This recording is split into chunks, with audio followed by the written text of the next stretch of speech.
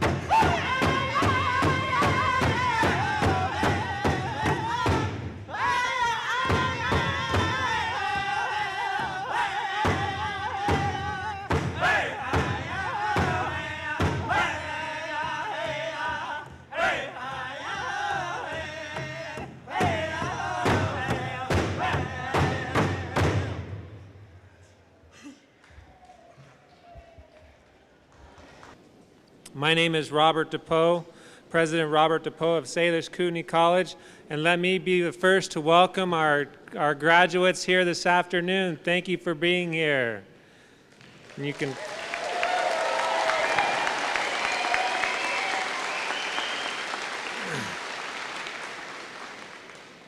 I'd like to also welcome all tribal nations. I understand there are many tribal nations that are visiting with us in our home today. We invite you and grateful that you're here with us and invite you here into our home to honor our graduates and appreciate your attendance with us today. I'd like to also welcome all other distinguished guests, students, their families, our faculty and staff, and it is an honor to be with all of you here today in this ceremony. Today, as we gather in support of the largest graduating class that SKC has ever witnessed,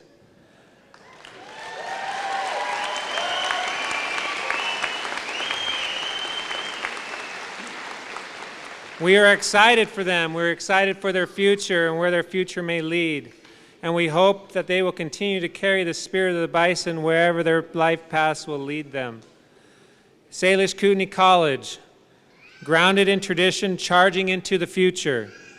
37 years ago, a small group of brilliant young minds decided to develop a one-room schoolhouse into a tribal college. Please look at our campus and acknowledge their dreams today.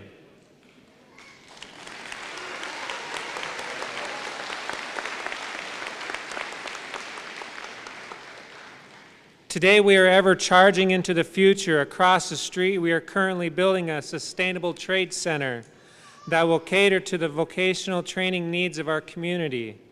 Another advancement at SKC is targeted to help tribal member families find education opportunities for their children. We understand the burdens parents feel as they try to create an educational path for their youth. Most current educational funding is based on tribal enrollment. Here at SKC, we are making advancements in inviting first-year descendants to come to SKC on a tuition waiver. We are here to help our local community and hope this will alleviate some stress for our families.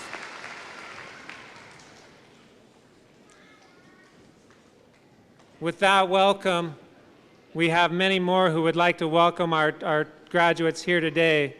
We will first hear from Ms. Carol Langford, CSKT Tribal Vice Chairwoman.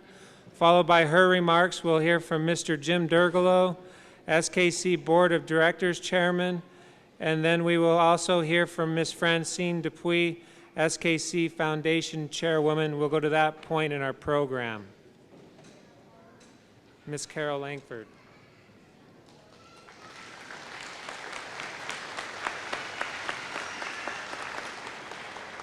Wow, what a glorious day to see all these people in this audience, and they all are here for you people, so congratulations. Graduates, students, faculty, and staff, and guests, I would like to welcome you on behalf of the Confederated Salish and Kootenai tribes. I am so proud and happy to be here today. When you spend the better part of the past 30 years working to make people's lives better, a day like today is a bonus. Today, I am surrounded by graduates who have done something that will make their lives better. And education is one of the few sure things in life. Doors will open, and for you, and because of your achievements, you will all be carving a path for others to follow. Your family and friends are watching, your nieces and nephews. Your graduation is an educational milestone, and now you are better prepared to meet the challenges of the future. Not everyone gets this chance to be where you are today. Some must get their degrees from different schools. Some call it the School of Hard Knocks or the University of Life. I ask you all, be proud of yourselves. Soak in as much joy as you can from graduating. And most of all, know that we are also proud of your success. Across the street, we'll be calling on your skills. We'll need your expertise and your training. your discipline and tact, and there are new challenges to face, new conundrums to encounter, and mostly there's work to be done in carving out a better future for our community and our people. May the Creator smile down on all of us today. Lem Lem Shpesia.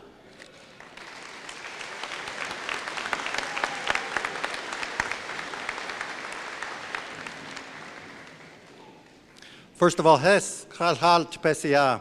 Thank you for Chief Cliff Singers for that beautiful grand entry song. Lem Lem for Francis for that beautiful prayer. And for those that have spoke before me, President DePoe and our tribal council for the leadership that they provide, the board of directors at Salish Kootenai College. On behalf of the Salish Kootenai College Board of Directors, welcome to the homelands of the Confederate Salish, Pend d'Oreille, and Kootenai tribes, and welcome to the Salish and Kootenai College campus and our tribal communities. Welcome especially to our elders and community leaders, federal representatives, and most importantly, families. Thank you for attending and participating in this graduation ceremony and celebration. And from what that grand entry song brought to my heart, it is time for celebration. I know that you've all worked hard over a number of years and you've accomplished much. And it is time to celebrate that with your families. The Board of Directors is composed of 7 members. Our membership is a diverse group of folks from around the community, appointed by our tribal council to 4-year terms in order to carry out the powers and duties of the college. Our current membership includes Mr. Robert Bob Fowdy, Mrs. Jody Perez, Mr. Lyndon Plant, who can't be with us today, Miss Joanne Ducharme, and Miss Ellen Swaney, and Mr. James Steele, Jr. It is important to remember where we've come from and those that laid the foundation of who we are. Former board members, administration, college leaders have all helped blaze the Bison Trail. They have contributed countless hours to make SKC what it is today, something we're all very proud of. And I hope that going away and graduating from college today, you don't forget about us or you don't leave us. We hope that you return. We hope that you help or contribute back to the college in some way. On behalf of the Board of Directors, congratulations, students. Thank you for choosing to be a part of our Salish Kootenai College family, and we wish you the best. We are very proud of you. Thank you.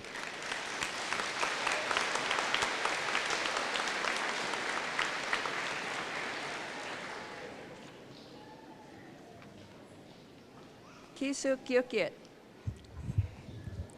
Good afternoon, everyone. Congratulations to all the graduates. Today, you graduate. Tomorrow, you'll wake up as SKC alumni.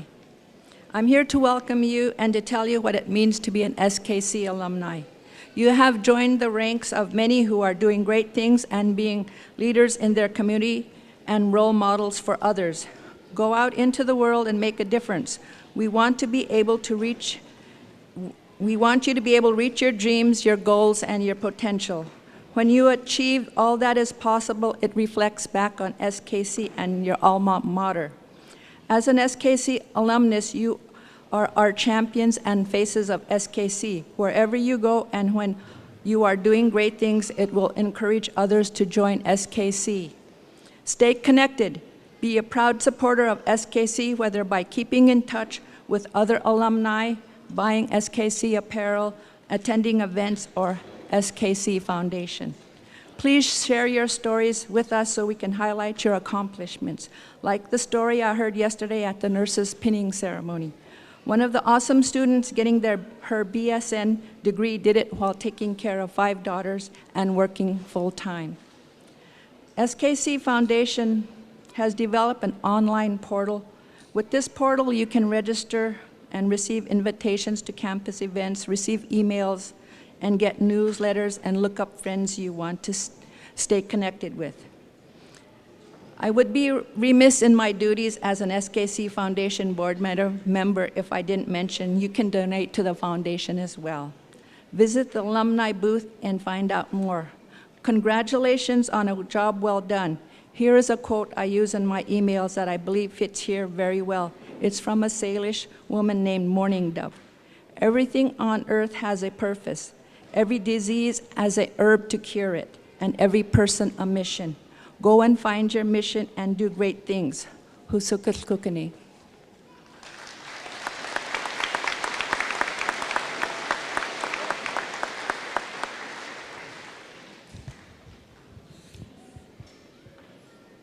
Thank you, Carol, Jim, and Francine. Appreciate your remarks and welcoming our students and graduating class. Next on our agenda, we'll be hearing from our Student of the Year, SKC 2014 Student of the Year, Mr. Loja Fixico.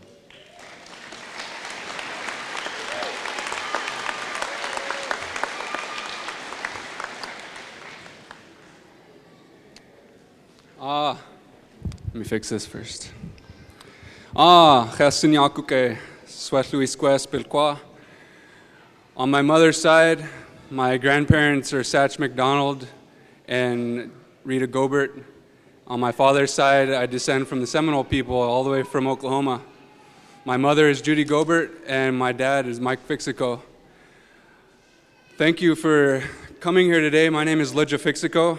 I'd like to officially and respectfully welcome all the elders that made it out today.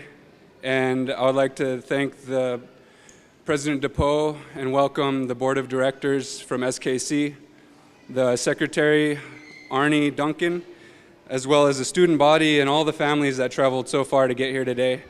And last but definitely not least, I'd like to welcome the staff and all the faculty that are here today.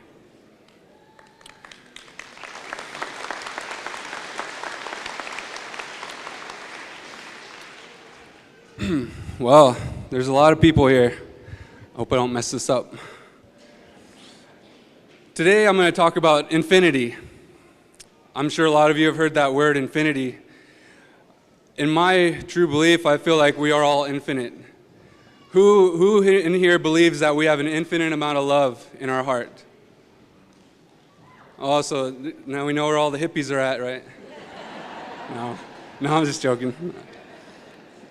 We truly do. Even on a cellular level, we are infinite. We have all these cells that are constantly dividing and growing, and we have this infinite ability to grow in each one of us. We do have these boundaries that restrict us from being infinite. Our society raises us to believe that we have boundaries, and then we accept these boundaries and we agree that we have boundaries. And not only that, infinity is kind of a crazy idea, right? It's like, oh, you have a universe inside your head, man. But really, it's there inside of each one of us. But it's not easy to accept that, and especially not easy to reflect that and actually express that with the people around you. Although it's not easy, it doesn't have to be a struggle. And that's a part of the growing process, is to learn that how much of a struggle that we don't have to deal with every day. When I started school here again 4 years ago, I was full of fear and full of doubts. I had attended college here previously and didn't do so well. I had all these doubts that I was going to fail again, that I was going to disappoint the people that mattered to me. And I was afraid of seeing the people that I disappointed before. But I went ahead and did it and came onto campus. And before I had even realized what was going on, I was in school and filled with a childlike joy that I hadn't felt in years since and before that point. So I'm very grateful to be back here. And college isn't easy. There's a lot of challenges.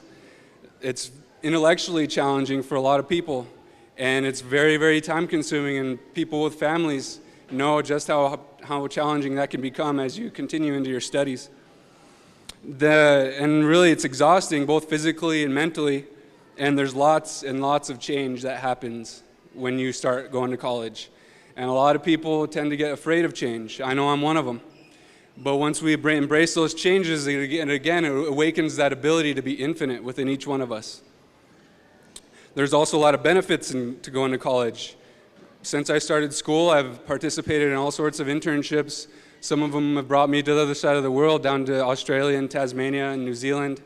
And I've also traveled around the United States to conferences and all sorts of amazing things that I would have never had the opportunity to do if I hadn't started college again.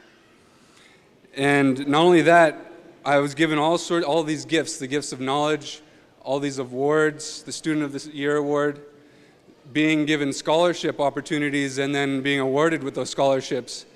These are all gifts that we're given, and it's up to us to either hold on to those gifts or we can give those back to our community.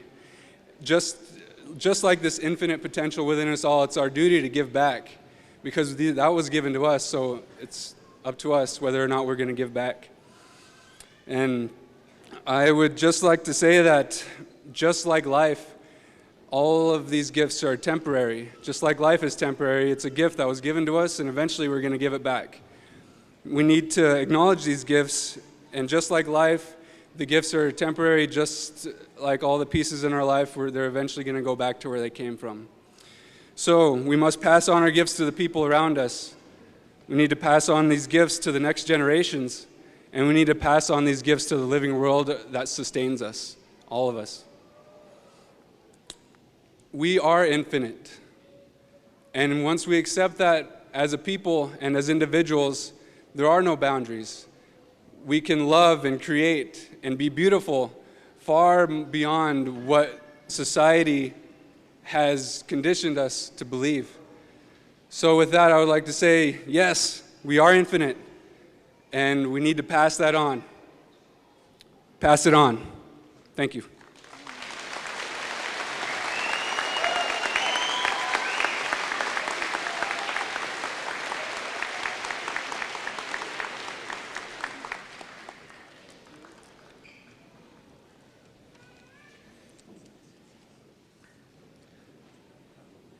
Thank Loja for those inspiring words. It is now my honor to introduce to you our commencement speaker, the U.S. Secretary Arne Duncan. Arne Duncan is the U.S. Well, go ahead, you can clap.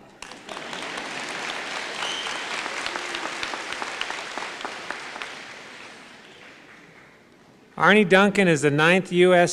Secretary of Education. He has served in his post since his confirmation by the U.S. Senate on January 20th, 2009, following his nomination by President Barack Obama.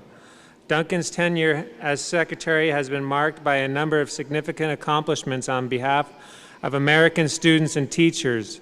He helped to secure congressional support for President Obama's investment in education, including the American Recovery and Reinvestment Act of $100 billion to fund 325,000 teaching jobs, increases in Pell Grants, reformed efforts such as Race to the Top, and investing in innovation and interventions for low-performing schools. Additionally, he has helped secure an additional $10 billion to avoid teacher layoffs, the elimination of student loan subsidies to banks, and $500 million national competition for early learning programs. Under Duncan's leadership at the department, the Race to the Top program has the incentives, guidance, and flexibility it needs to support reforms in states. The department has focused billions of dollars to transform struggling schools, prompting nearly 1,000 low-performing schools nationwide to recruit new staff, adopt new teaching methods, and add learning time.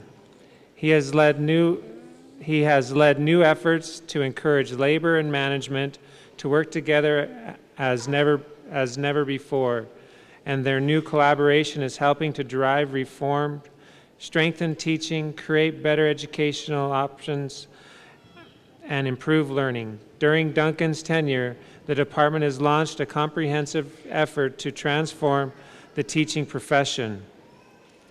In support of President Obama's goal for the United States to produce the highest percentage of college graduates by the year 2020, Duncan has helped secure increases in the Pell Grant program to boost the number of young Americans attending college and receiving post-secondary degrees.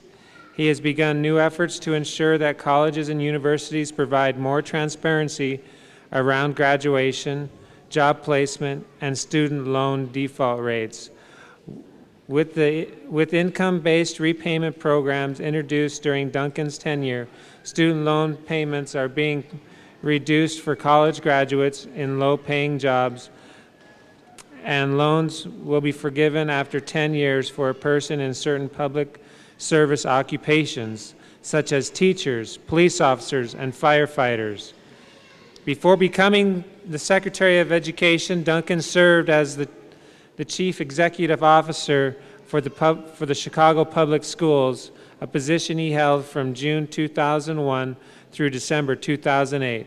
In that time, he won praise for uniting education reformers, teachers, principals, and business stakeholders behind an aggressive education reform agenda that included opening more than 100 new schools, expanding after-school and summer learning programs, closing down underperforming schools, increasing early childhood and college access, dramatically boosting the caliber of teachers, and building public-private partnerships around a variety of education initiatives. Duncan is credited with significantly raising student performance on national and state tests, increasing graduation rates and the number of students taking advanced placement courses, and boosting the total number of scholarships secured by Chicago Public Schools. Students to more than $150 million. Also, during his leadership of CPS, the district was recognized for its efforts to bring top teaching talent into the city's classrooms, where the number of teachers applying for the positions has almost tripled. Please welcome our Secretary of Education, Arnie Duncan.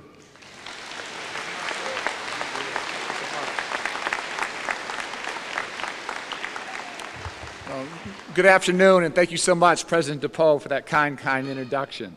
I'm absolutely honored to be here in the home of the Confederated Salish and Kootenai tribes, and especially to share this wonderful day with all of you, with your families, our tribal leadership, and our elders. And I don't think we celebrate success in education enough, and today is absolutely a day that we need to celebrate. I want to first begin by acknowledging one of the founding leaders of the tribal college movement, Joe McDonald, and we're all in the building bearing his name. Please give him a round of applause.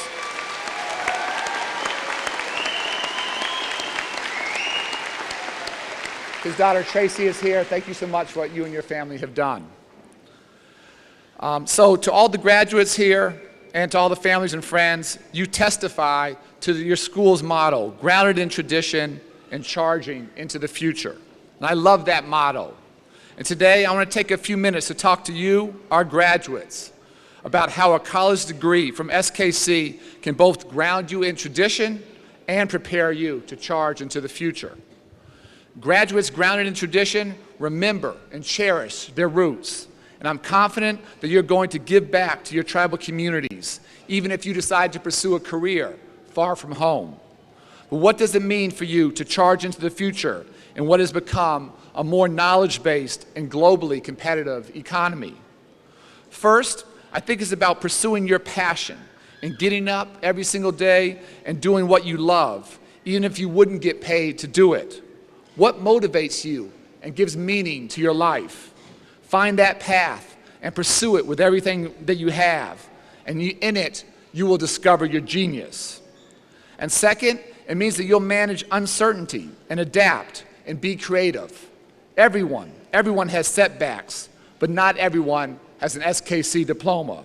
The education that you received here has prepared you to meet the challenges in your futures head on. The tenacity, the grit, the work ethic that you've demonstrated to get here today will serve you so well for the rest of your lives. And earlier today, I got a little taste of one of SKC's traditions. I got in a quick basketball workout at Two Eagle River School. Joyce Silverthorne, my colleague from the Education Department, used to teach right there at Two Eagle River School. Please give Joyce a round of applause.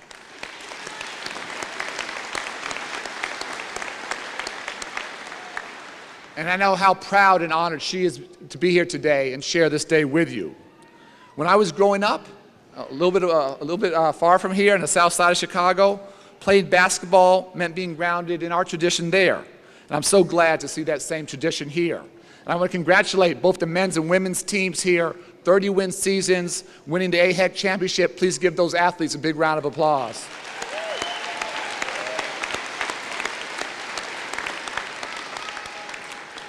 And there are so many others that we should recognize, and I want to start with President DePoe. Since his inauguration last year, he has carried on the tradition of Joe and SKC's founders, putting students' needs always, always first. These young men and women are better because of your committed leadership. So thank you so much, and please give President DePoe a big round of applause for all of his hard work and leadership.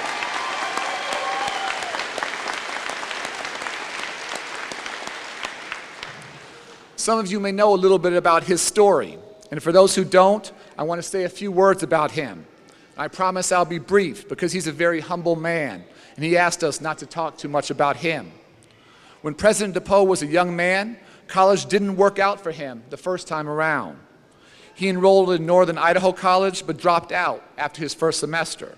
School was hard and he was young, but he always knew that if he ever found himself too far out of his comfort zone, that he could come home.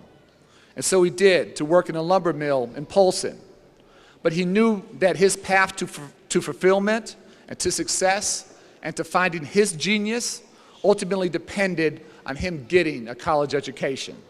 So he went back to school and earned his bachelor's degree and then his master's degree at Southern Utah University. Education empowered him to serve and advocate for Native people, starting in Utah, where he was a social worker and education director. But then, when the tribes here asked him to come home and to serve his people. And I tell you his story for two reasons. One is that the important achievements never, ever come easy. President DePoe wasn't handed the keys to his office when he graduated from college. You will face many setbacks and failures going forward. And I promise you that I've failed many, many times. Even President Obama, who I'm proud to call a friend, will tell you that he has often failed as well. The question isn't whether you'll face adversity or fail. You absolutely will. The real question is, how will you handle that failure? Whether you're going to get back up and keep going, and whether you will learn from that experience and be wiser the next time you face a challenge. But the second reason that I tell you President DePoe's story is that even as he pursued his calling in the world, he remained grounded in his tradition, and he came back to serve and to serve his community. There are so many ways to serve. Like President DePoe, please lead by example for future generations and for those all around you. Please pave the way for your brothers and sisters and cousins, your friends, aunts and uncles, and even for your own parents.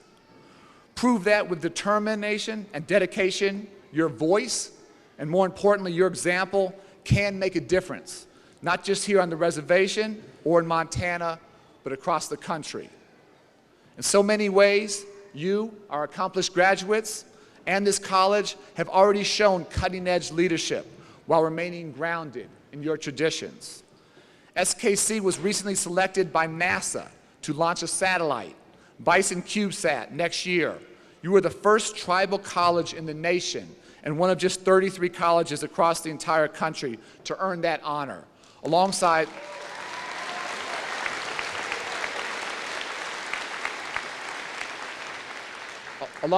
major research universities like Cal Berkeley and the University of Michigan. You are one of only 4 colleges nationally to earn a prestigious award for increasing opportunity and persistence and degree completion for traditionally underserved students. And we love when excellence is pursued through inclusion rather than through exclusion. And that's exactly what you have done here.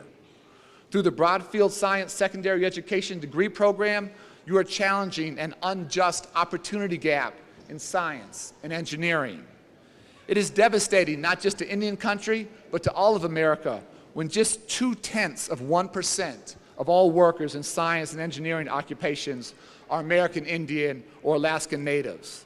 We can and we must do better with your leadership and your hard work. The status quo is simply unacceptable.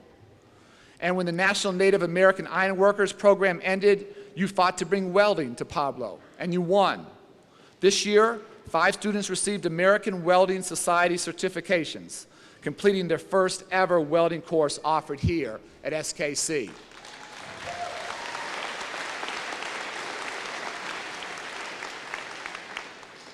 You have the only bachelor's degrees of any tribal college in forestry, and hydrology, and nursing. And I know the hydrology program will absolutely benefit the tribes acquiring the Kerr Dam next year as the first tribes in the nation to own and to operate a major hydropower facility.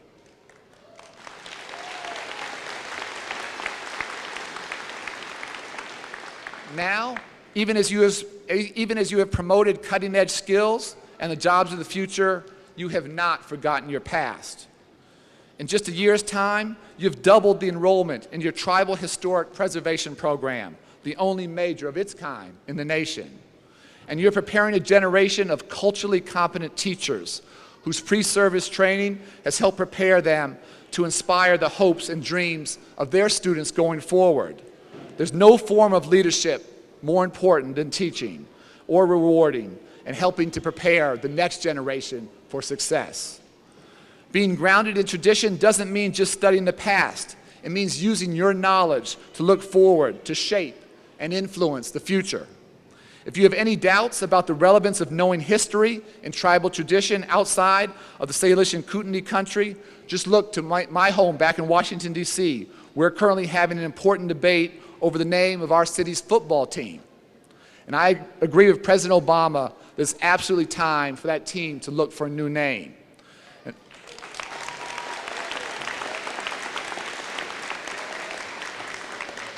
I don't know of any sports teams that are called the Whiteskins or the Blackskins or the Brownskins. And why this franchise fights to preserve a name that insults and demeans and angers so many is difficult for me to comprehend. And I agree with Robert McDonald, who's the tribal spokesman here, and when he said, and he looks forward to the day when all professional sports teams use names that bring people together rather than repelling potential fans. Frankly, that day is long overdue, and it can't come soon enough. Collectively, you have so much to be proud of today. So many of you embody the SKC motto of being grounded in tradition, but poised to charge into the future. People like Nishe Kae. She received her associate's degree in nursing in 2000 and returned to earn her bachelor's in 2012, both right here at SKC. Nishe has put her skills to work as an instructor to serve the Native community with passion, compassion, and cultural competency. Despite having never lived far from home, she took a big risk and actually moved to Alaska to chase her dream of helping others and pursue her career as a nurse. Her experiences on an orthopedic floor and in Trauma One hospitals inspired her to make an even greater impact. When she returned to Pablo, she had the skills and the expertise to train future nurses and continuously encourages her students to make a difference by being leaders in their community. Today, she's enrolled in the PhD nursing program at the University of North Dakota, in addition to serving as an instructor and a mentor.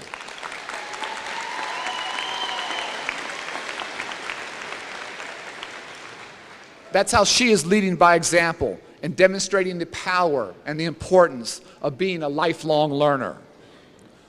Before I close, I want to ask you to do 2 things. First, consider who's helped you to get here. None of us get to graduation day all by ourselves. Someone, and probably many, many people, believed in you, made an investment in you, a family member, a teacher, a counselor, a coach, or a friend. Think about all those who have helped you to arrive on this day of celebration and accomplishment, and please take a moment and give them a big round of applause.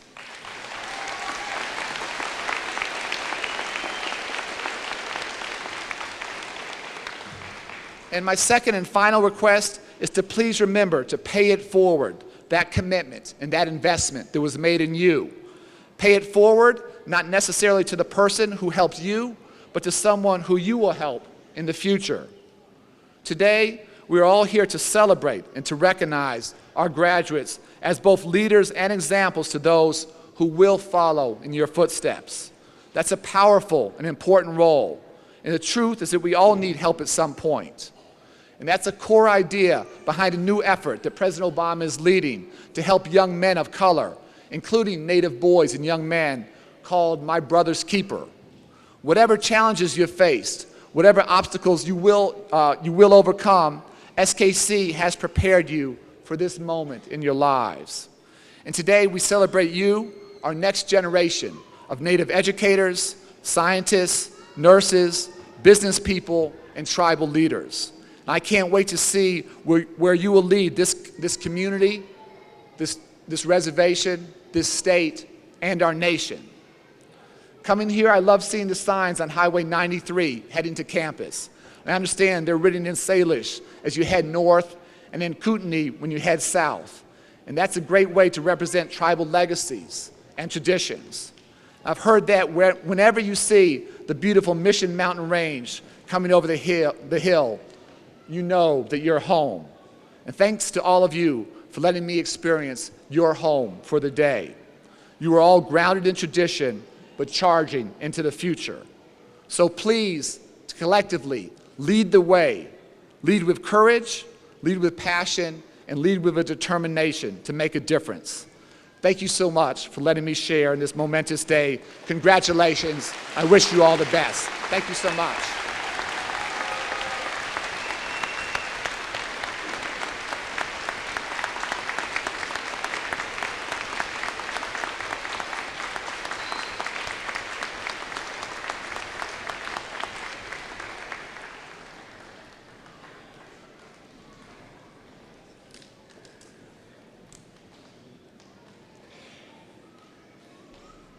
What a treat, what a treat. Thank you, Secretary Duncan, for those words.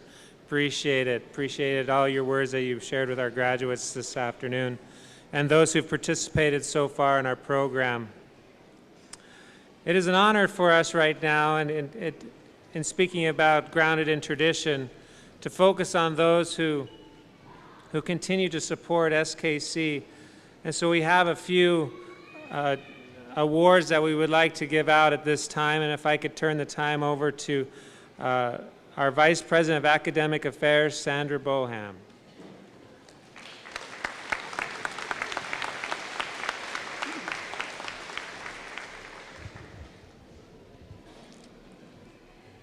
Good afternoon. I am here to present an award to our American Indian Higher Education Consortium Faculty Member of the Year. This award was established by American Indian College Fund Board member Kim Blanchard to recognize and celebrate distinguished faculty members at tribal colleges. The award honors tribal college faculty members who exemplify a commitment to students, scholarship, teaching, and service in Native communities. There is no higher honor than to be recognized by your peers for the work that you do. The nomination for this award is made by the faculty at Salish Kootenai College in recognition of the accomplishments and contributions of one of their own. The nomination process looks at contributions, accomplishments, and commitment on the part of the nominee by asking a few questions. Some of the questions are, how does this faculty convey enthusiasm for teaching in the classroom? In what ways is this instructor accessible? How does the instructor engage their students? How does the faculty member inspire students? How do they demonstrate their commitment to SKC, students, and the community at large?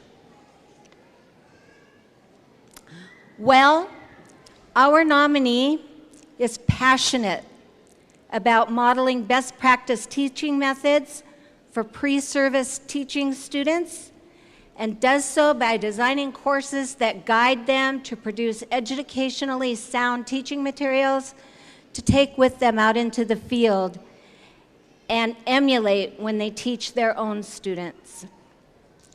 He annually hosts students from C.S. Porter Middle School out of Missoula as part of an Introduction to Indian Education course.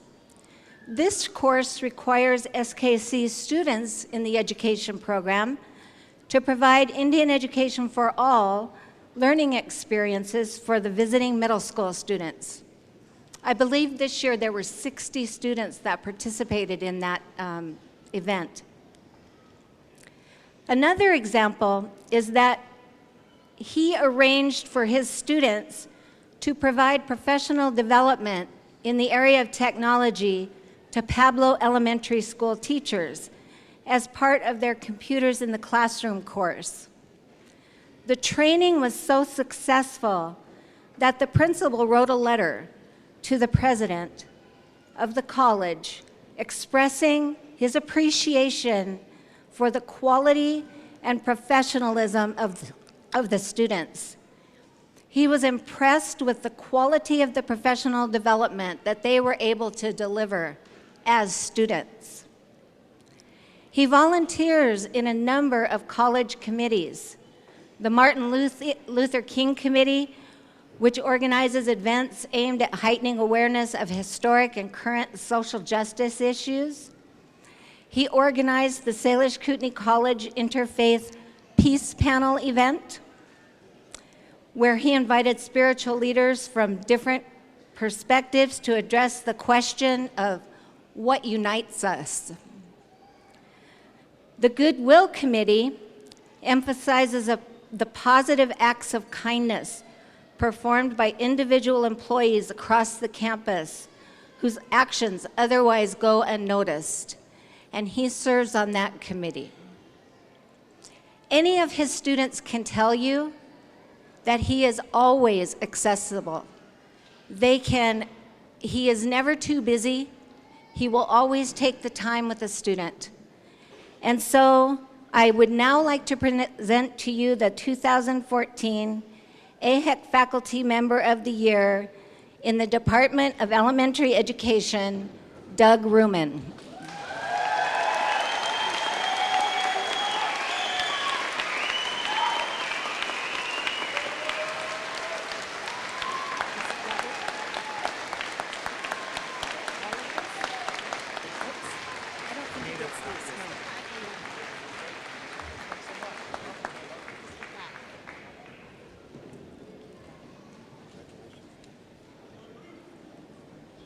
Wow. Oh boy, this is a big class. Dr. Ferrier and I were talking outside, and he gave me a teacher joke, so I thought, I don't do this very often. I'd try a teacher joke. He said there were three kinds of people in the world: those who can count and those who can't. Sorry, Merle, I thought I'd give it a try. Well, I'd just like to say briefly here that this recognition is very humbling, and I feel incredibly honored to accept this award. It's humbling because there are so many genuinely amazing people here at SKC. Literally every day that I have come to work here in 12 years, I'm in contact always with people whom I admire. Our students are some of the very best people I have ever met, and their perseverance and their dedication to improving their lives and the lives of their families and home communities is a daily inspiration. The staff, faculty, and administration at this institution are extraordinary. They're united by a shared vision, which can be seen on paper tacked up on every office wall, but which is even more evident in the way that they tirelessly support and advocate for our students and their diverse and sometimes curvy pathways to a better life. It's one of the greatest gifts of my life to be counted among these people. Graduates of the SKC class of 2014, your time at Salish Kootenai College has given you preparation for improving your lives economically, but it has also strengthened your spirit, maybe in ways you don't even realize yet. While you were here, there were people who honored you in sometimes small ways and sometimes in big ways. Wherever you go and whichever path you follow, you will know that you were part of this special family and a part of the powerful and enduring story of this place. I wish you all success, but mostly I wish you the blessings of peace and love and family, for these are the foundations from which all our happiness is really built. Thank you.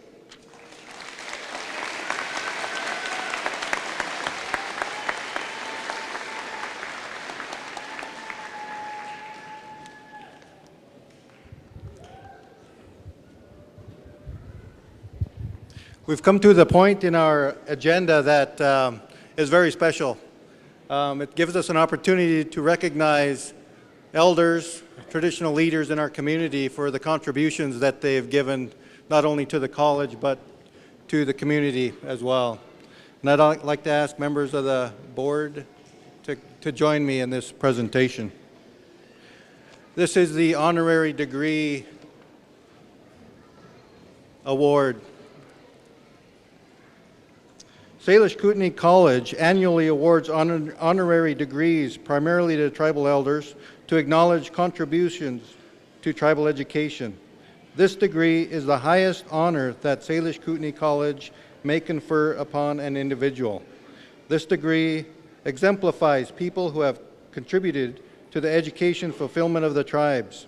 It is intended to recognize significant contributions to the tribes in the areas of culture, history, quality of life on the reservation, natural resource preservation, environmental concerns, business development, and the recognition for outstanding accomplishments that contribute to the positive image of Indian people. This year, it is our great privilege and honor to honor three very beautiful people from our community. This year, it's Rachel Arlie Bowers,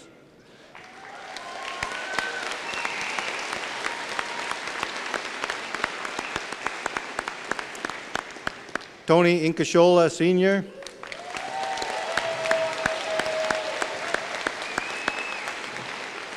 and Karen Kapi.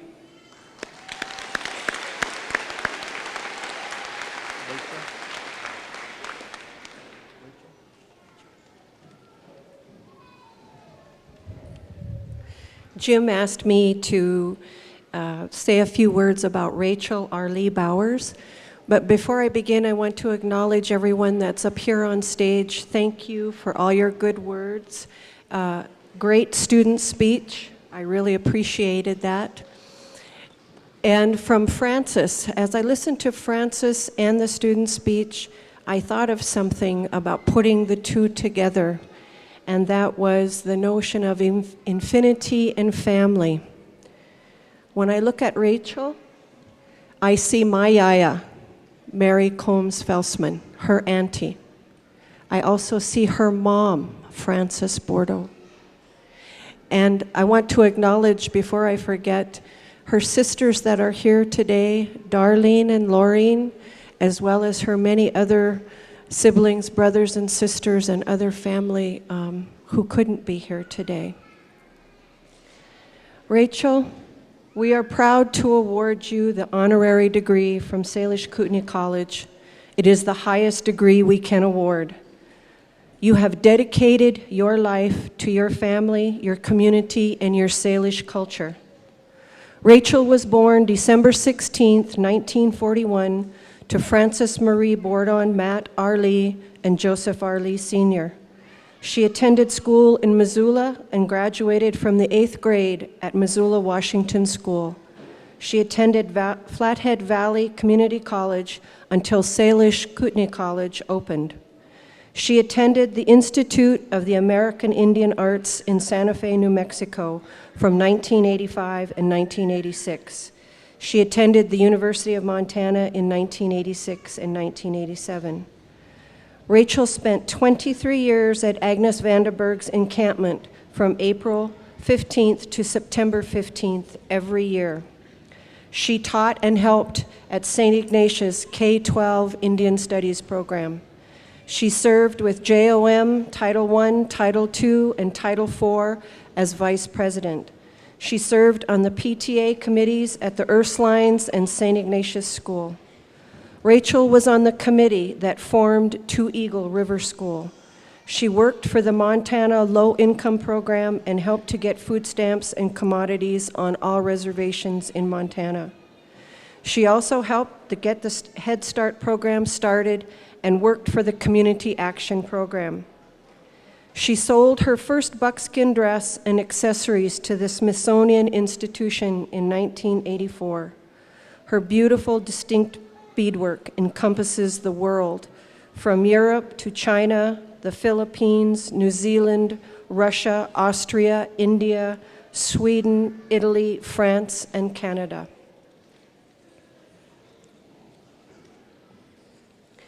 Rachel not only worked at the SKC beading, Rachel has worked as an SKC beading instructor for over 35 years. My guess is that's probably older than most of the graduates. She raised 6 girls, 2 boys. She has 33 grandchildren and 50 great-grandchildren. Rachel Limlimpsch, for your significant contribution to the educational fulfillment to our college, students, tribes, and our culture. Congratulations, Rachel. It is an honor for our college to award you this degree.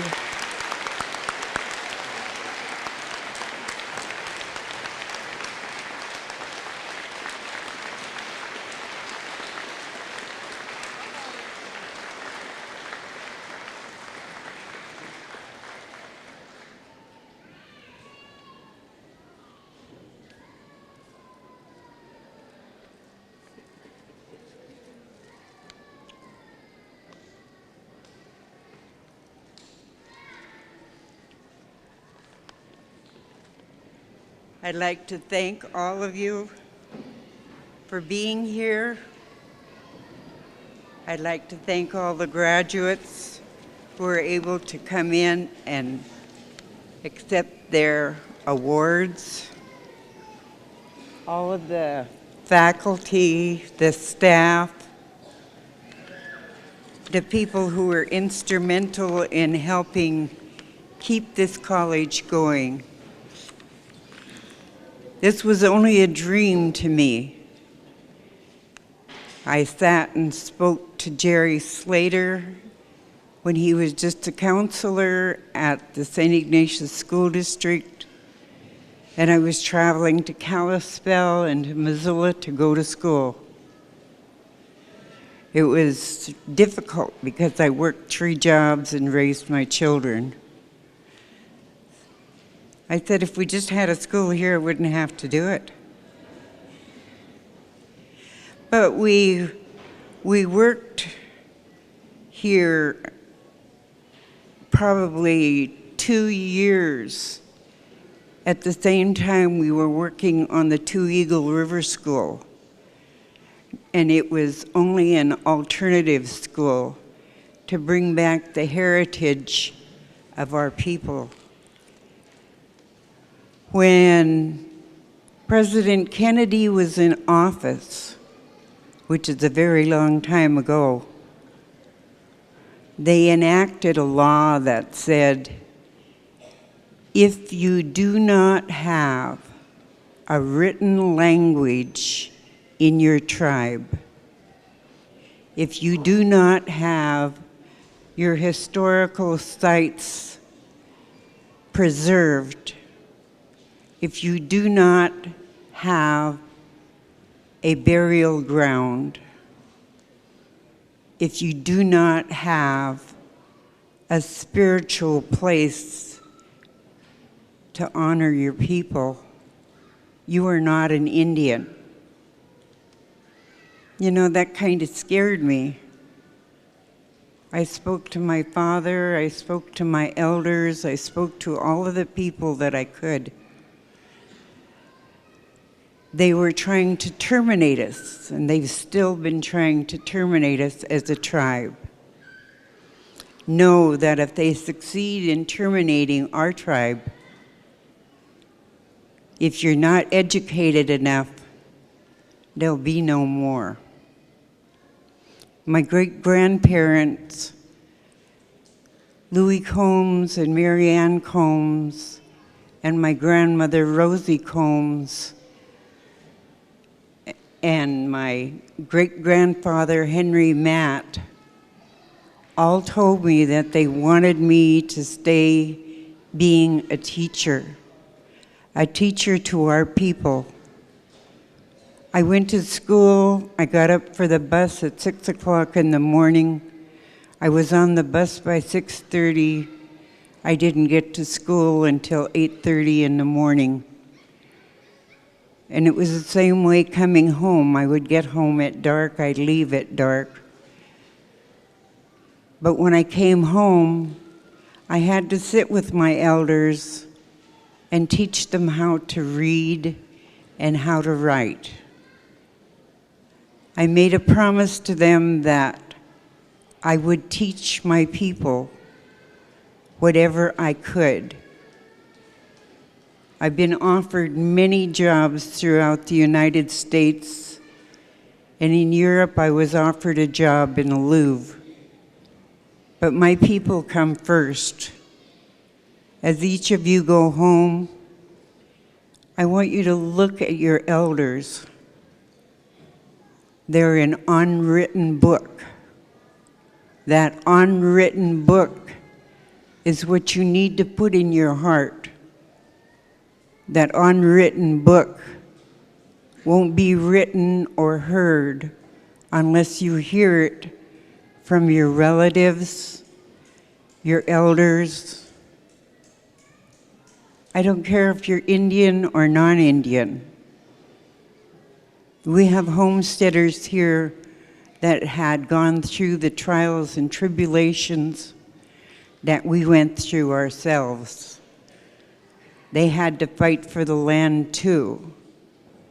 The Indians weren't the only ones lied to. They gave the homesteaders the land and they took it away. They gave us land and they cheated us out of it. Please, keep your education sacred to your heart. Teaching has never been a problem for me because I was taught as a young girl to be proud of what I learned and to be proud to share it with other people. As I went to school and I was in the college, there were so many books I had to read.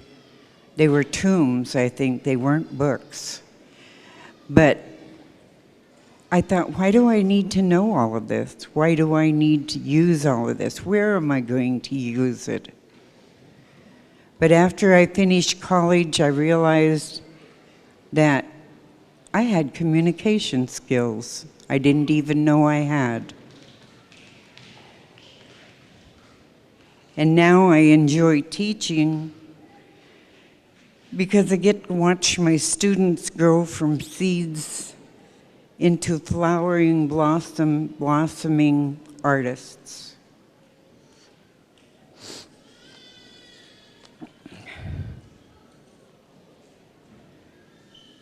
Know that each one of you has something to share with everybody else.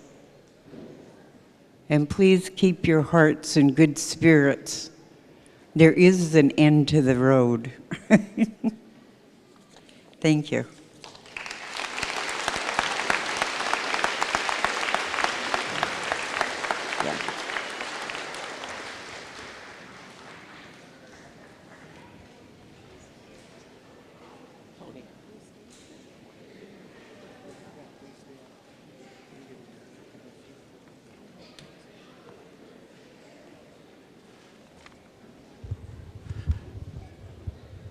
It is my honor to introduce Antoine Tony Incashola, recipient of an honorary degree from Salish Kootenai College. And I'm particularly honored to do this because I've considered Tony a friend and mentor for many years, many years. Tony is the director of the tribe's Salish Pend Oreille Culture Committee. The culture committees were formed in '75, both for the Salish Pend Oreille and the Kootenai people, as a way of perpetuating the language and culture of our tribes. Tony has served with the Culture Committee in a variety of capacities since the beginning, and for the last, I don't know how many years, he has been the director. This is an extraordinarily important position for us here on the reservation. As all reservations, the influences from the other world are many and they're great. We can see them around us every day. The culture committees and the advisory elders councils are the way that we stay connected to who we are, who our ancestors were, to be able to protect what they have given us. Tony serves in a variety of capacities. He is frequently the liaison between the tribes and Indian and non-Indian institutions or groups to bring to them a sense of who we are as a people, what the homeland is, as a place where we live. They have a lot of stuff written down here, and as you can probably tell, I'm paraphrasing a bit because I didn't want to become too sing-song, particularly when I'm talking about a gentleman like this. Tony was raised at the St. Ignatius Mission, so you can tell people's background whether they call it St. Ignatius or the mission. But it's the St. Ignatius Mission between his parents, his paternal grandparents, his uncles, and many of his relatives. Tony heard the stories. He heard about the ways that we were. And I'm not so much talking about the ways that we were in how we did certain things and ceremony and the like, but the way that we were as a people, how we related to one another, what we saw in each other, the values. And to me, Tony is the embodiment of the demeanor and the values that were our ancestors. And for him and the rest of our elders, Tony likes not to think of himself as an elder, sort of like I like not to think that I'm that old either. That's what's most important to us. Tony has served his family, our tribes, our reservations, and our country his whole life. He's a combat veteran from Vietnam, our generation's war. As many of tribal members, that when the nation calls, tribal members are among the first to answer the call. Tony is an embodiment of all the veterans, tribal and non-Indian, that answer that call. It is well overdue, and with great pride that on behalf of the Board of Directors and Salish Kootenai College, that we give the honorary degree to Mr. Tony Nkashola.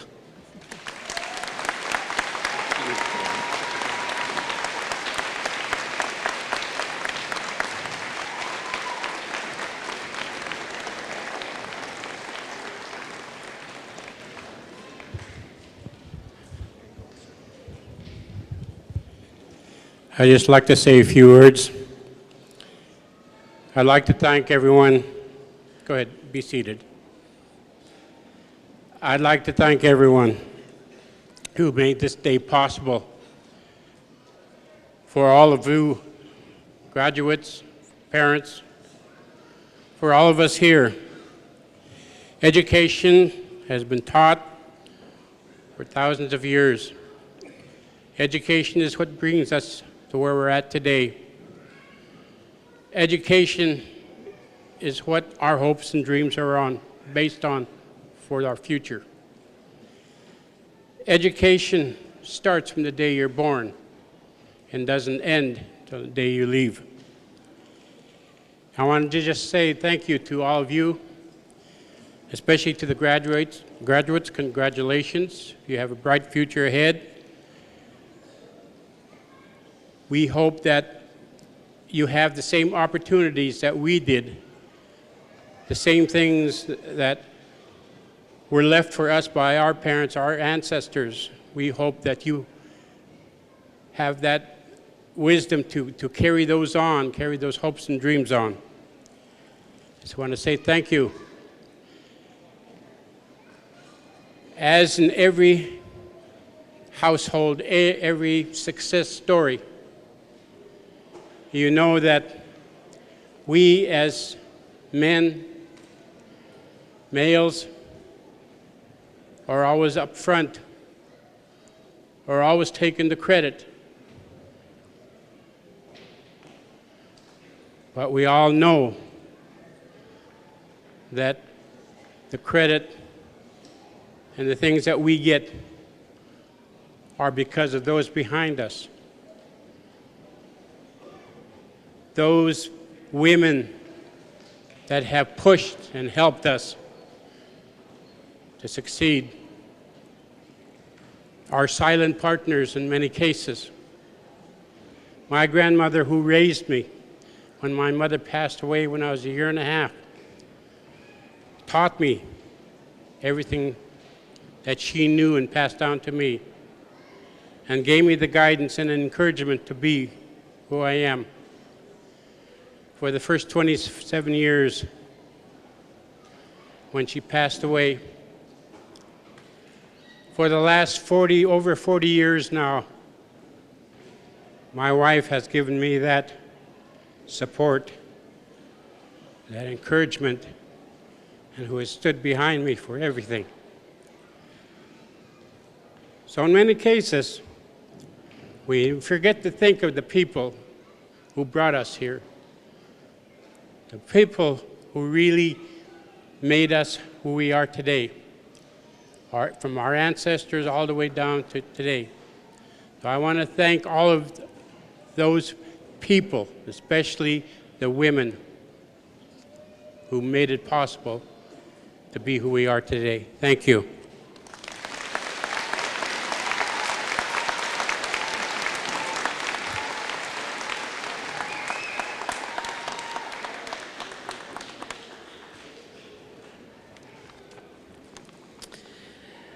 Our final honorary degree award is for Karen Copy, Heavy Runner. Karen was born in Worley, Idaho, and attended Sacred Heart School in Des Moines, Idaho, going on to Haskell Indian School in Lawrence, Kansas, where she beaded her first handbag. Since then, she has acquired 178 beaded handbags, including 40 she has beaded herself. One of her handbags in her collection took more than 100 years to complete, with 5 generations of women in her family contributing beadwork to the piece. Each of Karen's handbags has a unique story featuring subliminal figures that are influential in the Salish tribal culture. Karen accepts the challenge of beading requests still to this day, and the demand for her labor-intensive skill and value time never wanes. Karen beads for the public as well as for privately commissioned projects. She herself is a serious collector of various types of Native art. Karen has won numerous awards for her work, including Best of Show at the Lewis and Clark Days in Stevensville, Montana, Juror's Choice at the Great Falls Native American Art Show, second place at the Southwest Indian Arts Association Market in Santa Fe, New Mexico, and the Scottsdale Indian Art Fair. So she has won awards all over the U.S., and we really appreciate that she is here and teaching our young people and her grandchildren. Some of her grandchildren I know have been taught by her, and I've seen their work, and it's really good. She has a couple quotes that I'm going to share with you. One is, art offers spiritual practice, affording inspiration to create while preserving cultural values of Native people. Her other quote that we'd like to share is, if it exists or can be imagined, it can be beaded. So congratulations to Karen. It's an honor for you to be here with us at the college.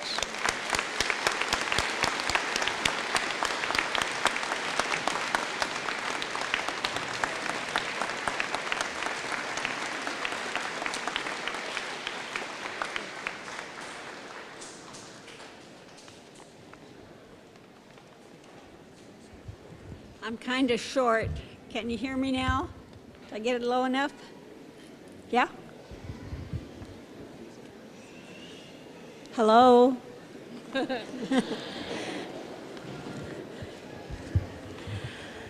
It really makes my heart beat fast to be up here, you know, so if I get too excited, you know, just kind of wave a little bit and cool me off, okay?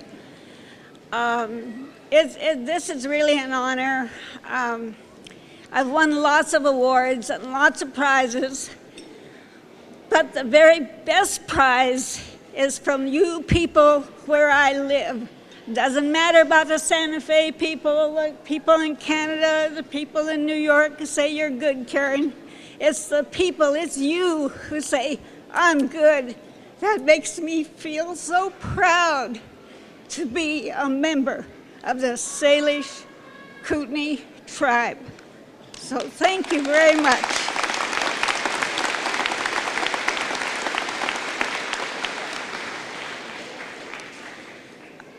I was wondering what I was going to talk about when I came up here, because like most Indians and some of you students, I didn't write anything down. So I just took a look at my heart and I said, well, your heart's beating kind of fast, Karen. What are you going to talk about? And I thought, just talk from your heart. So that's what you're going to hear. One of the things that always impressed me and that you people will be going through is way back when my mother and father, and we used to go to jump dances and dances, medicine dances all the time from the time I was a little girl over in Idaho and Washington. And one time we were there at a dance, and this Indian medicine man had us little kids sitting all around there. And so he said, I want to tell you guys something. And he said, you'll see it in your lifetime. He said, you know that you Indians sitting there are going to have to pee in a cup to get a job? You Indians out there are going to have to pee in a cup to get a job to find out if you're having drugs or stuff. So, you know, that came true. So all of you guys are going to have to pee in a cup too. And this was told to me 65 years ago. I was 7 years old and I'm 72, and that was told to me. It didn't happen for a long time. And then finally, lo and behold, they wanted me to work at the People Center. And I said, yeah, I'll go work at the People Center and do beading. And they said, well, you got to go down to that hospital down there. And I said, what for? I'm not sick. And they said, no, you got to pee in a cup. And it just kind of hit me. That's what that medicine man told me. I was going to have to pee in a cup. So all of you guys are going to have to pee in a cup too. And I hope you get the job. So,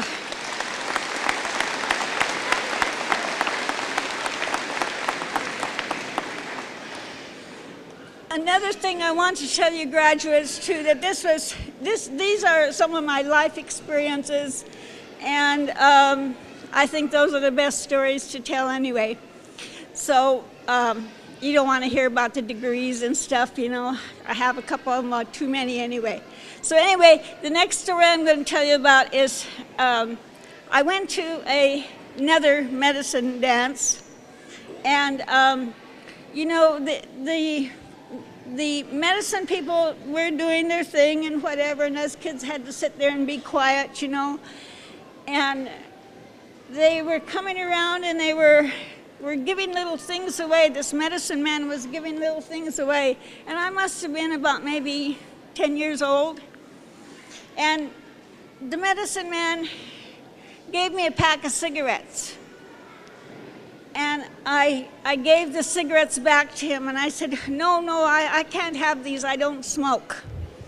So when I gave the cigarettes back to him, after he walked away, my grandma bawled me out. She said, you never turn down any gift that is being given to you. And I really felt bad that I gave those cigarettes back to him. And I thought, but I don't smoke.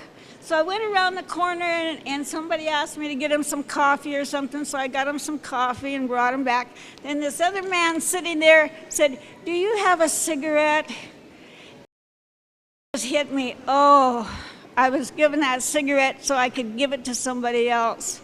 So you graduates, whatever you get, whatever somebody gives you, take it, say thank you. Don't say I don't need it, I don't want it, can't use it, because someplace down the road, somebody may ask you for something that you didn't need and you can pass it along. Whatever you don't need, give it away. Give it away. And I say that in really a good heart. I give so much stuff away, and you know, it just comes back, and I don't know how it does it. But I can honestly tell you, if you give 10 things away, you'll probably get 20 or 30 back. Maybe not right away, but it'll happen. So be kind, be generous. If you have something you don't need, give it away. And that's the giving part of Indians, you know. I mean, Indians literally will give you their shirt off your back, you know, or anything if you really need it and you ask for it in a good way, or if you just, sometimes you don't even say, oh, I need this or I need that. Somebody will just, all of a sudden it'll just happen. So I want all of you to walk through life accepting whatever gifts they are, whether it's advice, food, just something, just smile and say thank you, because they're giving you what they could afford to give you. And I don't know what else to say, so I'll say goodbye.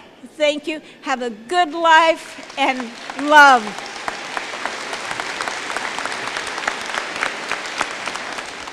I think it's the time we've all been waiting for.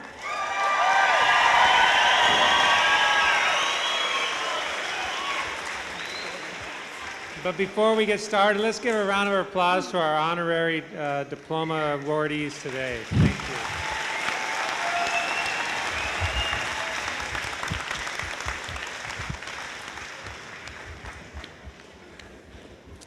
you. I will turn it over to Sandra. President DePoe, I certify to you and to Salish Kootenai College that the candidates now to be presented have fulfilled the requirements prescribed for completion of their degree programs as is established by the Salish Kootenai College Board of Directors and in compliance with accreditation through the Northwest Commission on Colleges and Universities. These candidates are entitled to be admitted to the rank, privileges, and responsibilities of their respective degree programs. I now present to you the class of 2014.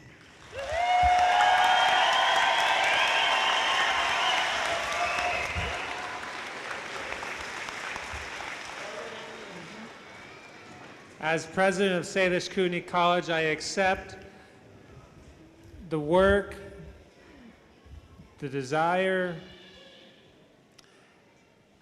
and the sacrifice of our class of 2014. Please present. Thank you.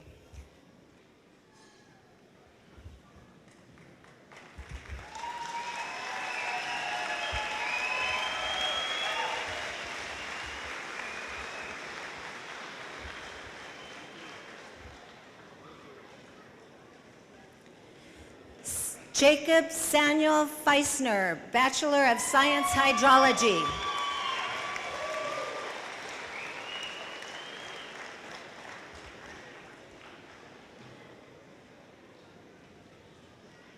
Samuel David Wall, Bachelor of Science Hydrology.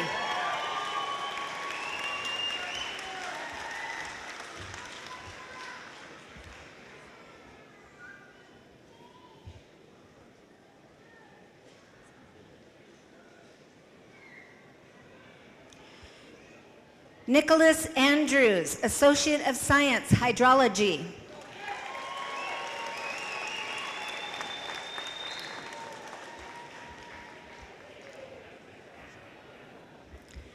Scott W. Beauvais, Associate of Science, Hydrology.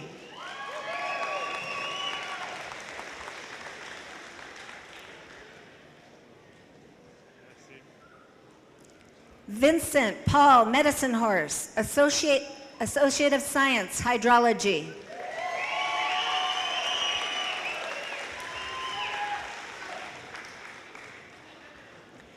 Chad Joseph Reynolds, Associate of Hydrology, Associate of Science, Forestry.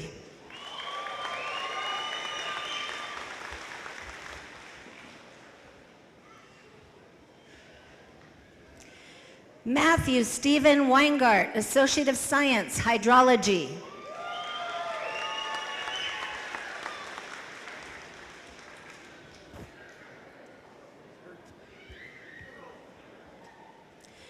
Patrick Michael Worcester, Jr., Associate of Science, Hydrology.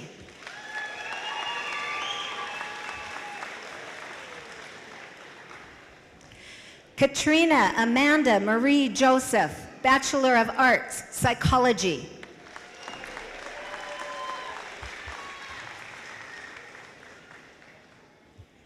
Victor M. Montoya, Bachelor of Arts, Psychology.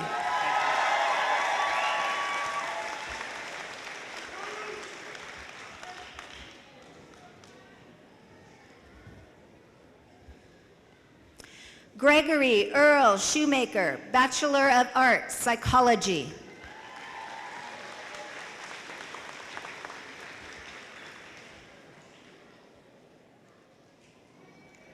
Lydia Silva, Bachelor of Arts, Psychology.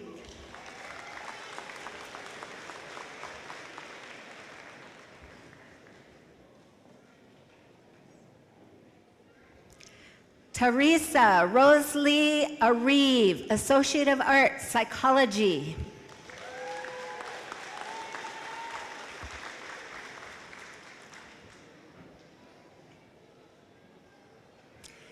Kelly Caldbeck, Associate of Arts, Psychology.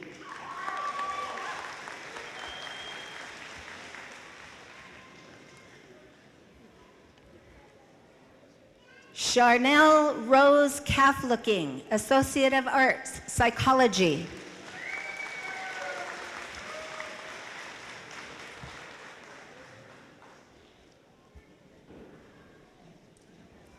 Lisa Lou Donhauer, Associate of Arts, Psychology.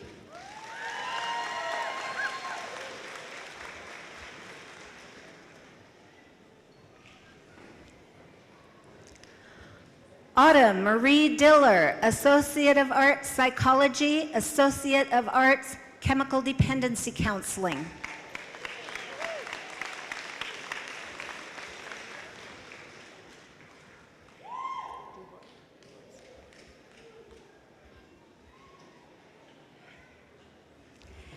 Candy DuBois Anderson, Associate of Arts, Psychology.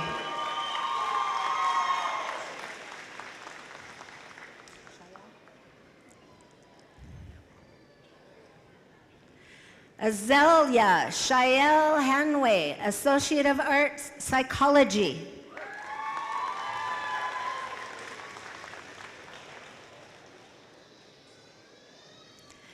Chelsea Laura Higgins, Associate of Arts, Psychology. Congratulations.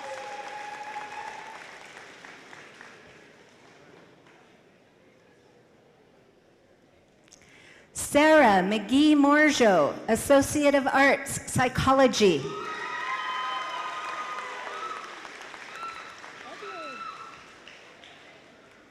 Edward Running Rabbit Jr., Associate of Arts, Psychology.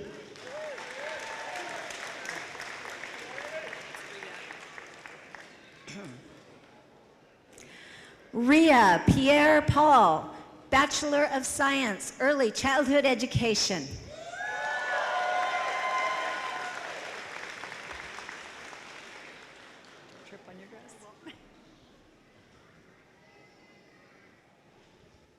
Sally Marie Cordier, Associate of Arts, Early Childhood Education.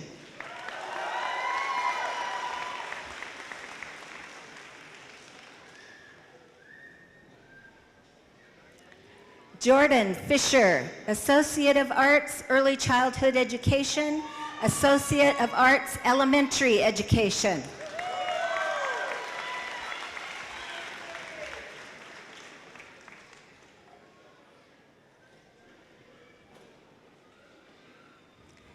Kylie Black, Bachelor of Science, Elementary Education.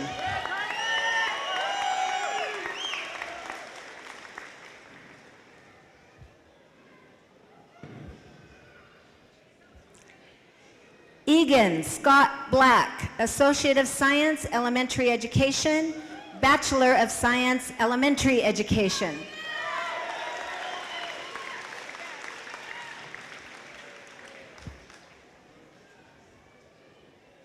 William Vincent Bass, Bachelor of Science, Elementary Education.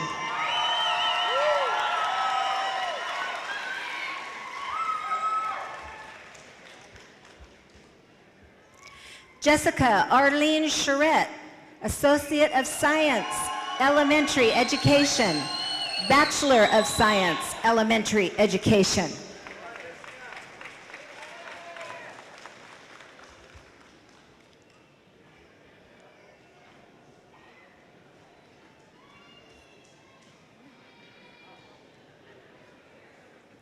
Wendy Dawn Claremont, Bachelor of Science, Elementary Education.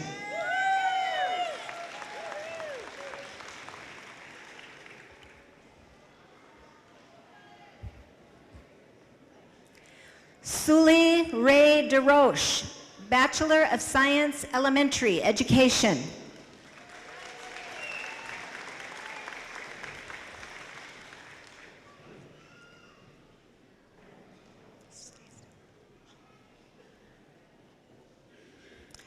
Dawn Gilroy, Bachelor of Science, Elementary Education.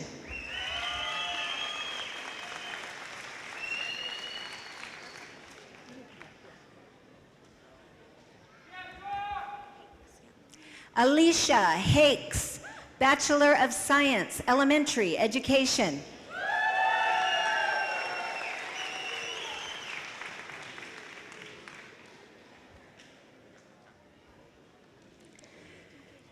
Johnny Big Daddy Michael Haneke, Bachelor of Science, Elementary Education.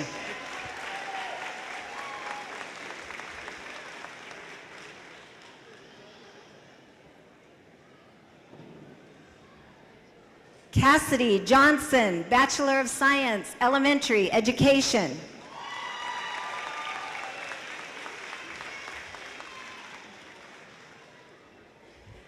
Teresa McNair, Bachelor of Science, Elementary Education.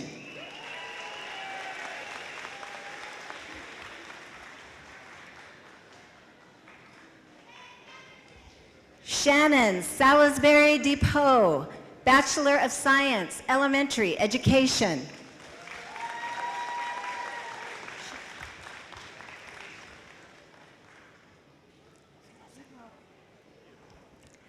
Vanessa Ray Sanchez, Bachelor of Science, Elementary Education.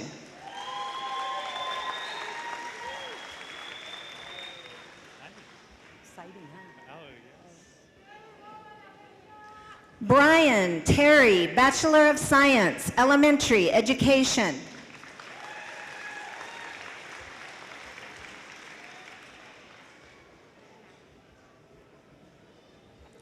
Shanna Dawn Brown, Associate of Science, Elementary Education.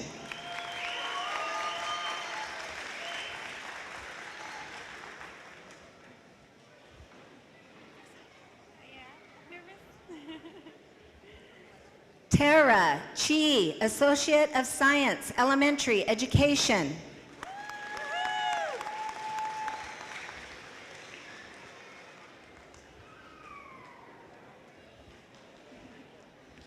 Brooke Nicole Denault, Associate of Science, Elementary Education.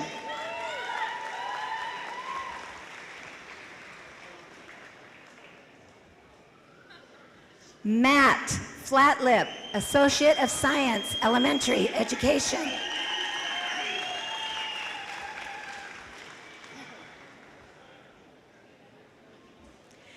Kelsey Kearney, Associate of Science, Elementary Education.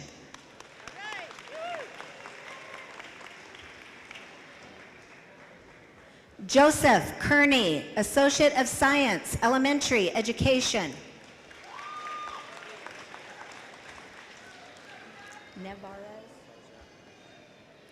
Chase Nevarez, Associate of Science, Elementary Education.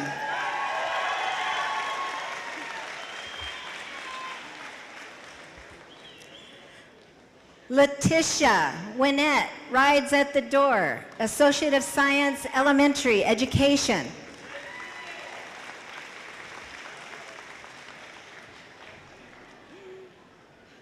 Leslie Ann Brownrigg, Associate of Science, Environmental Science, Terrestrial Resources.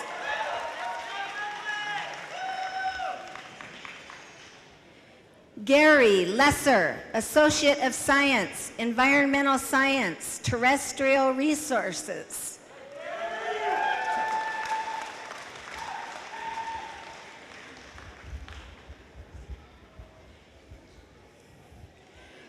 Christy Only, Associate of Science, Environmental Science, Terrestrial Resources.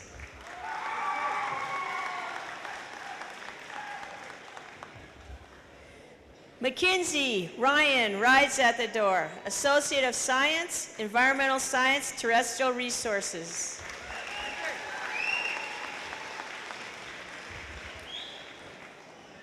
Sean DeFrance, Associate of Science, Forestry, Bachelor of Science, Forestry.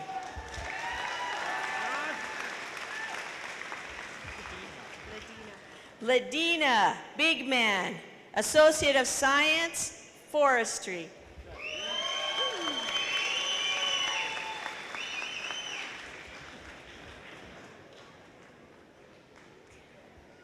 Rudolph King III, Associate of Science, Forestry.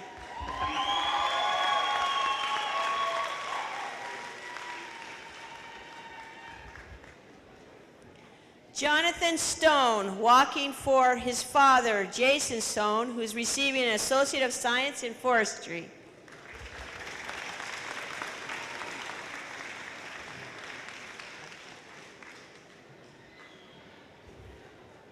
Miles Trimbley Marquis, Certificate of Completion, Forestry Natural Resource Monitoring.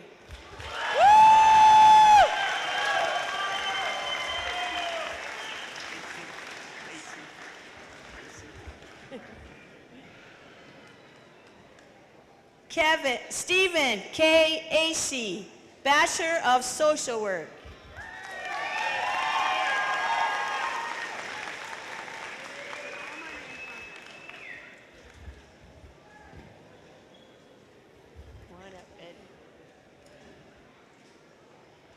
Betty Brown LaFontaine Couture, Bachelor of Social Work.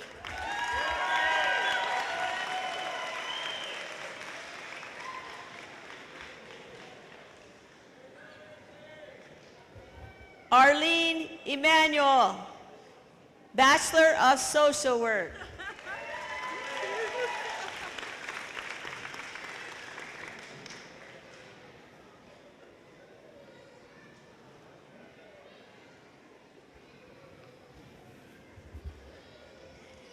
Jacqueline McKelvey, Bachelor of Social Work.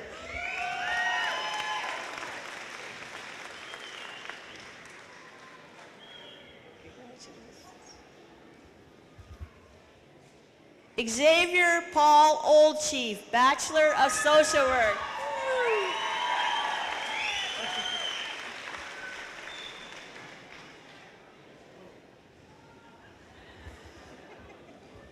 Danielle R. Roche, Bachelor of Social Work.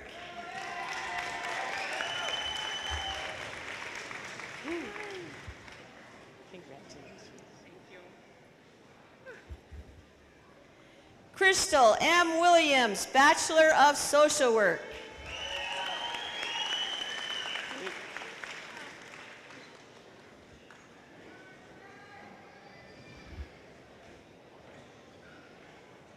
Kate Hickey, Associate of Arts, Chemical Dependency Counseling.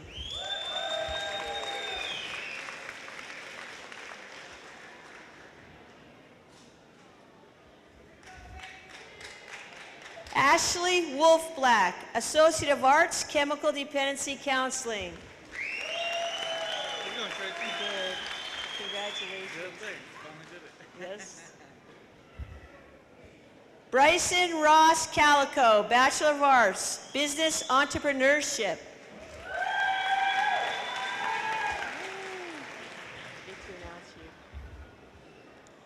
Amanda D. Harriman, Bachelor of Arts, Business Entrepreneurship.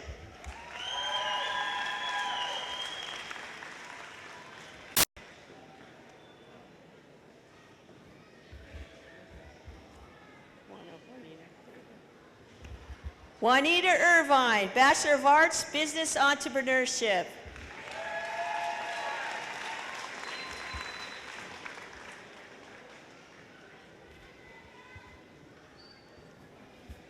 Abigail Rose Luke, Bachelor of Arts, Business Entrepreneurship.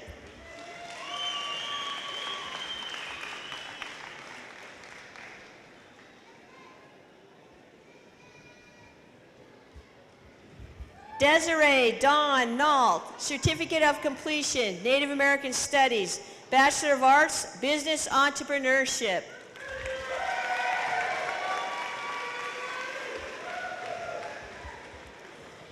Tanya Banks, Associate of Arts, Business Management.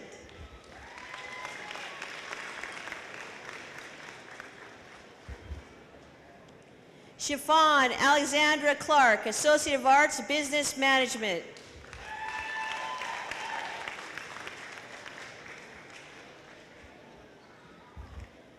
Jericho Lee Dorsey, Associate of Arts, Business Management.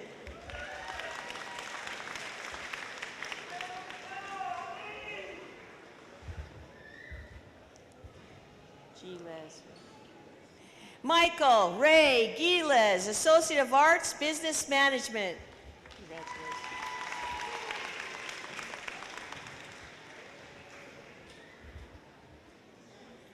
Lisa Marie Jagels, Associate of Arts, Business Management.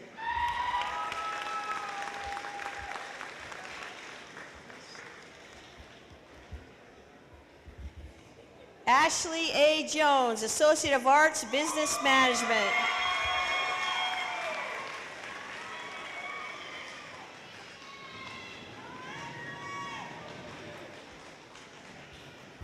Joshua J. Crump, Certificate of Completion, Office Professions, Associate of Applied Science, Business Technology, and Associate of Arts, Business Management.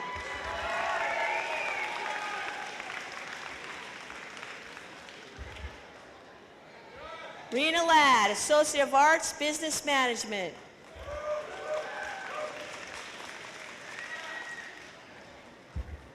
Merville LaRose, Associate of Arts, Business Management.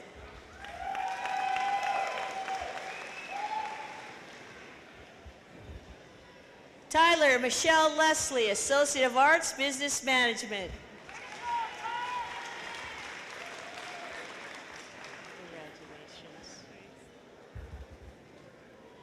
Sandra Jean Lewis, Associate of Arts, Business Management.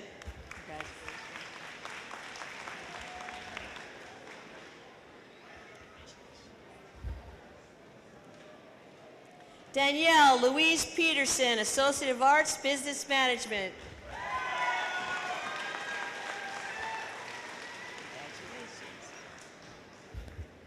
Amanda Kimberly Serrano, Associate of Arts, Business Management.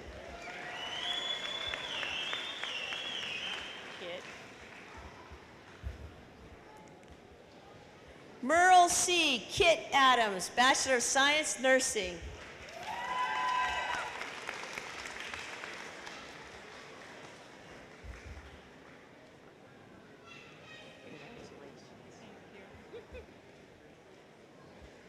Christine Cullen, Bachelor of Science, Nursing.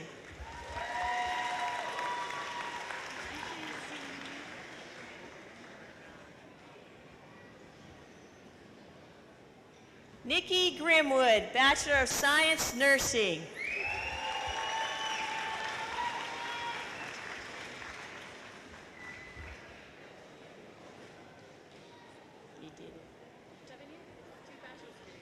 Jamie Lee Lozo, Bachelor of Science, Nursing.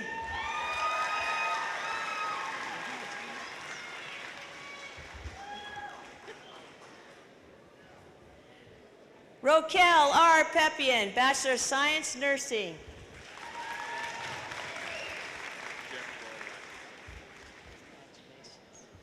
Jeff Rolock, Bachelor of Science, Nursing.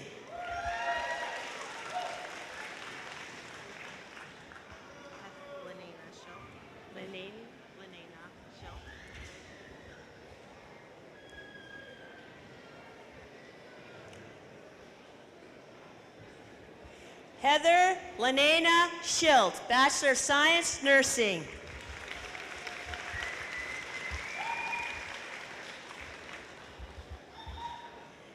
Rayola Upham, Associate of Arts, Chemical Dependency Counseling, Bachelor of Science, Nursing.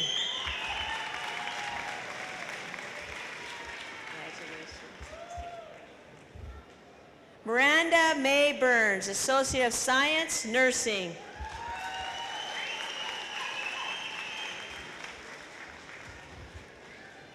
Michael Ryan Denny, Associate of Science, Nursing.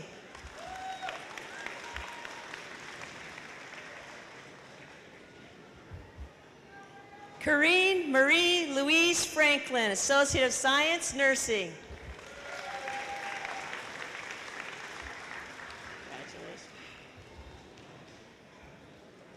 Heather N. Harbin, Associate of Science, Nursing.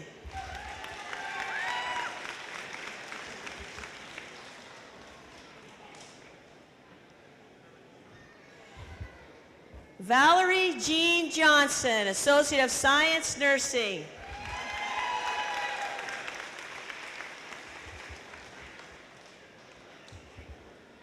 Congratulations.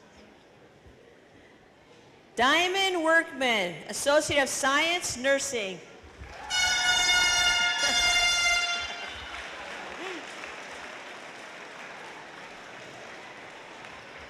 Richard A. Steele, Bachelor of Science, Information Technology.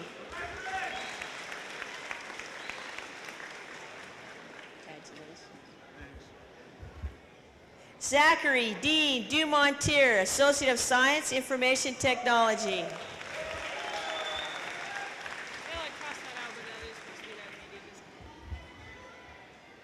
Lindsay Jean Berlin Roulier, Associate of Arts, Media Design, Associate of Arts, Fine Arts.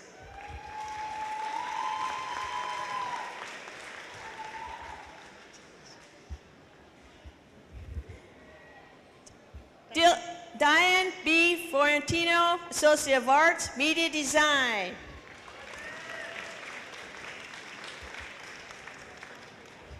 Congratulations. Loretta Louise Gray Cloud, Bachelor of Science, Life Sciences. Hey, congratulations. Rael Brown, Associate of Science, General Science.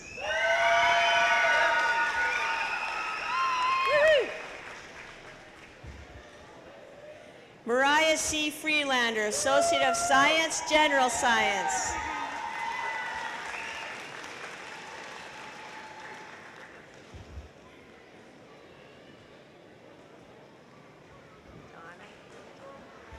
Narissa Katana Godwin, Associate of Science, General Science. Tracy. Congratulations. You did it. Eddie O. Stillwell, Associate of Science, General Science.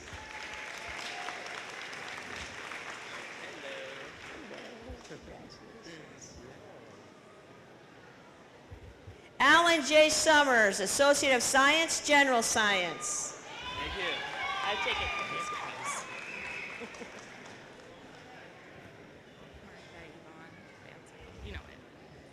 Martha Yvonne Van Sickle, Associate of Science, General Science. Congratulations. DRC Felixia Ellis, Associate of Arts, Fine Arts.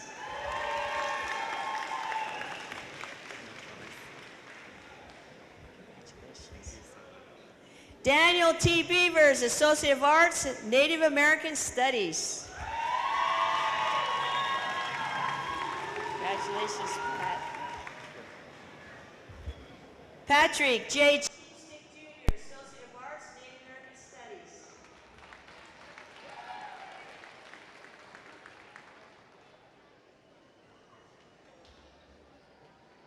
Geoffrey Lejean Grant, Associate of Arts, Native American Studies.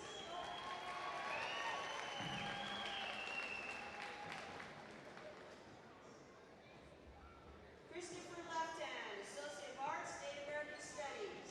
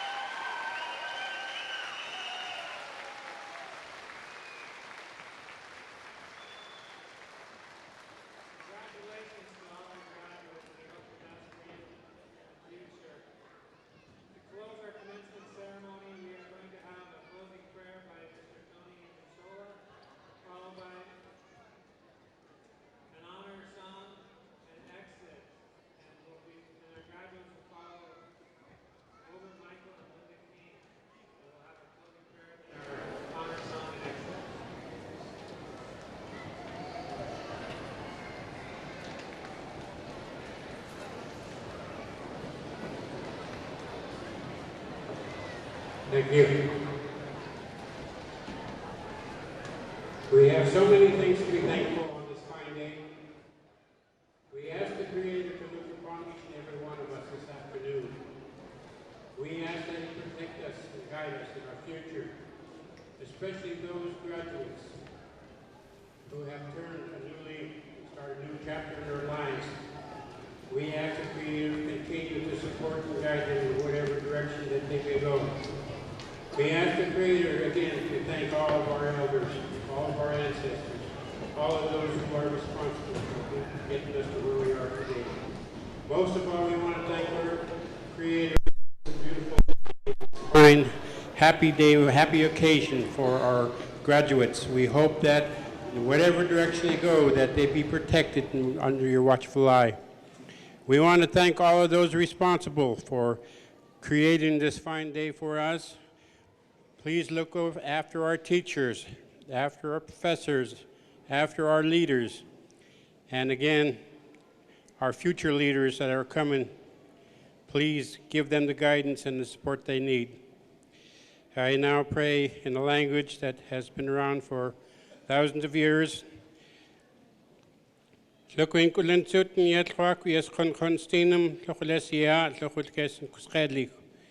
Kume iches yetlwa, kume estechlu netchen estachulus.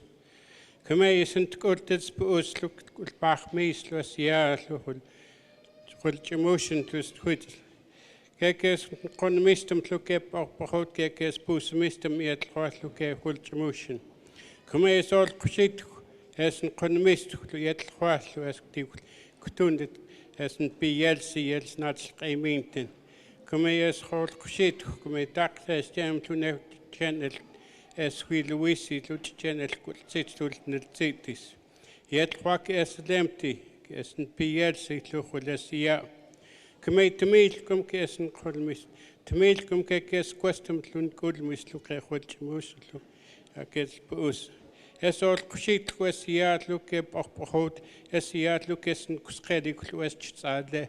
Come til see gest kopen tot shit yet kwa gest kes husted wisi yet studig shay to quiz kon sinum yet kwa to queen kulen suten come ku san with list kon constin yet kwa lemlum. Thank you, and again congratulations to all of you.